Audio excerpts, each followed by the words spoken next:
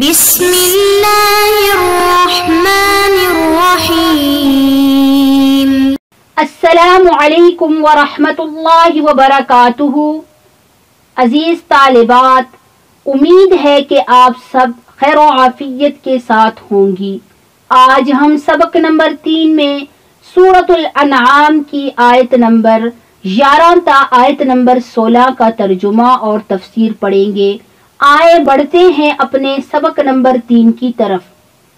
اعوذ باللہ من الشیطان الرجیم، بسم اللہ الرحمن الرحیم۔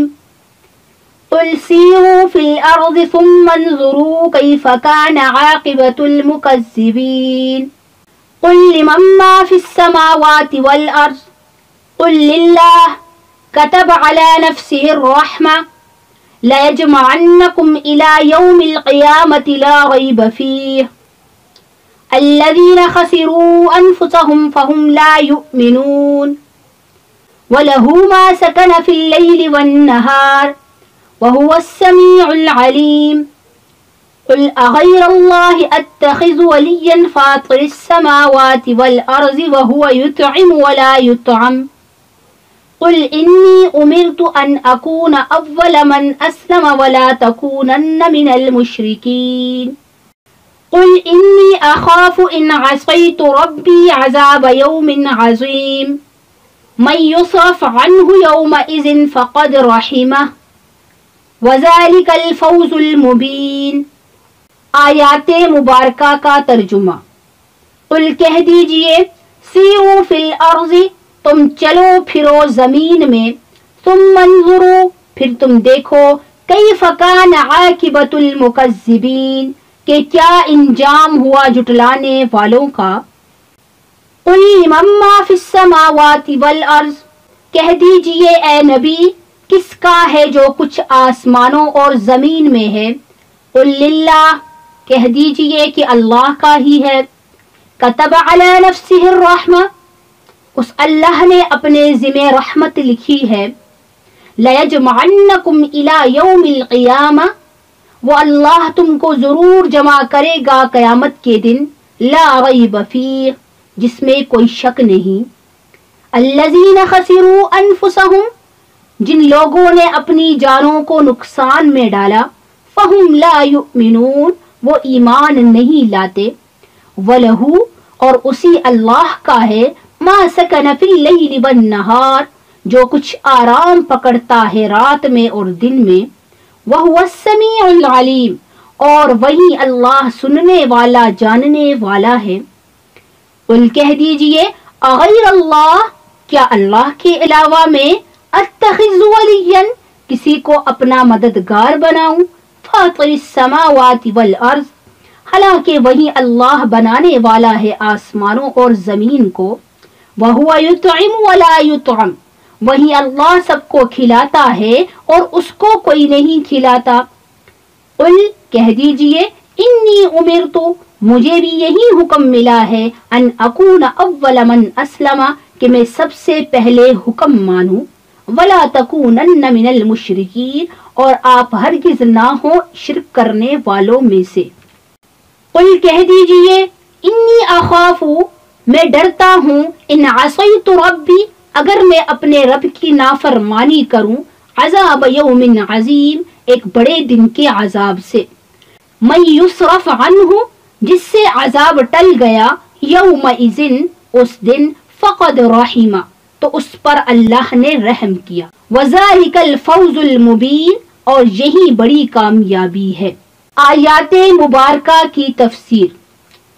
قل سیروا فی الارض ثم انظروا کیف کان عاقبۃ المکذبین، یعنی اے نبی، آپ ان سے کہہ دیجئے کہ اے لوگوں، تم ملک میں سیر و سیاحت کرو، چلو پھرو، اور پہلی امتوں کے کھنڈرات کو دیکھ کر عبرت حاصل کرو کہ کس طرح اللہ تعالیٰ نے جھٹلانے والی قوم کو نیست و نابود کیا۔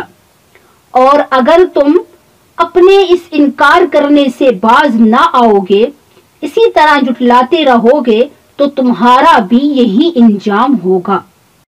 قل لمن ما فی السماوات والارض قل للہ، اس آیت کے اندر بھی توحید کا بیان ہے، یعنی آپ صلی اللہ علیہ وسلم ان کفار سے یہ سوال کریں کہ تم بتاؤ کہ آسمانوں اور زمین اور کائنات کا مالک کون ہے؟ پھر خود ہی اللہ نے اس کا جواب دیا کہ تمام کائنات کا مالک تو اللہ ہی ہے۔ کتب علی نفسہ الرحمہ لَيَجْمَعَنَّكُمْ إِلَى يَوْمِ الْقِيَامَةِ لَا رَيْبَ فِيهِ الَّذِينَ خَسِرُوا أَنفُسَهُمْ فَهُمْ لَا يُؤْمِنُونَ۔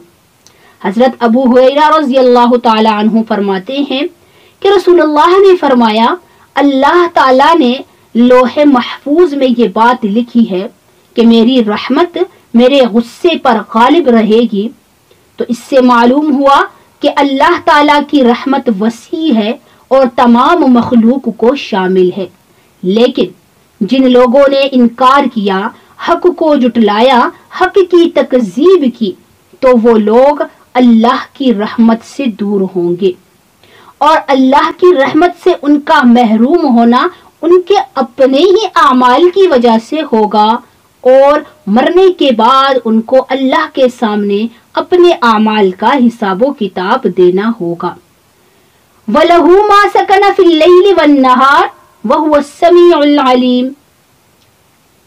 پچھلی آیت کے اندر مکان کے لحاظ سے چیزوں کا بیان کر کے اللہ کی توحید کو بیان کیا گیا تھا کہ آسمانوں اور زمین کا اور کائنات کا مالک اللہ ہے، اور اب اس آیت کے اندر زمان کے اعتبار سے چیزوں کو بیان کر کے اللہ کی توحید کو بیان کیا گیا ہے کہ جو کچھ دن اور رات میں ہے وہ سب اللہ کے قبضہ قدرت میں ہے، اور اسی طرح اور جو چیزیں اس رات اور دن میں اپنی زندگی بسر کرتی ہیں وہ بھی اللہ کی ہی قدرت میں ہے، اور اللہ ہی تمام بندوں کی ضروریات کو پورا کرتا ہے۔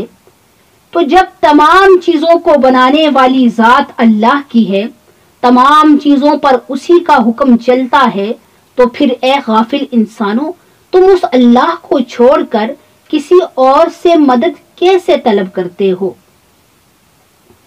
قل اغیر اللہ اتخذ ولیا فاطر السماوات والارض وهو يطعم ولا يطعم قل انی امرت ان اکون اول من اسلم ولا تکونن من المشرکین قل انی اخاف ان عصیت ربی عذاب یوم عظیم۔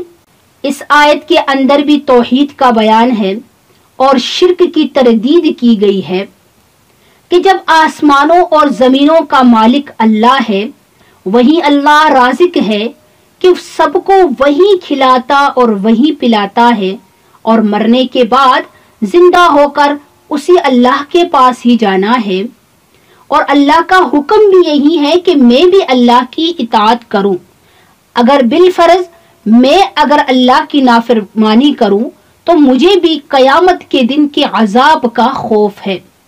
اب یہاں پر سوال یہ ہوتا ہے کہ کیا نبی صلی اللہ علیہ وسلم سے اللہ کی نافرمانی کا صدور ہو سکتا ہے؟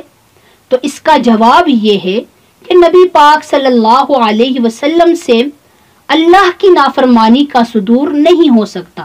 آپ صلی اللہ علیہ وسلم ہر گناہ سے پاک ہیں۔ یہاں پر آپ صلی اللہ علیہ وسلم کو خطاب کر کے آپ کی امت کو بتانا مقصود ہے کہ اگر بالفرض نبی صلی اللہ علیہ وسلم بھی اللہ کی نافرمانی کریں تو ان کو بھی نہیں معاف کیا جا سکتا، تو عام انسان کی کیا مجال ہے۔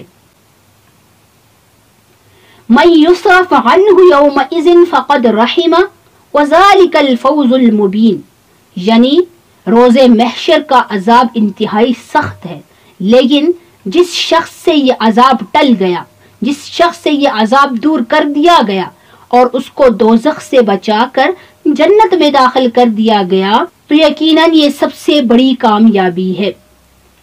عزیز طالبات، آج ہم نے سبق نمبر 3 میں آیت نمبر 11 تا آیت نمبر 16 کا ترجمہ اور تفسیر پڑھی، جس میں ہم نے مختلف مثالوں سے توحید کو سمجھا۔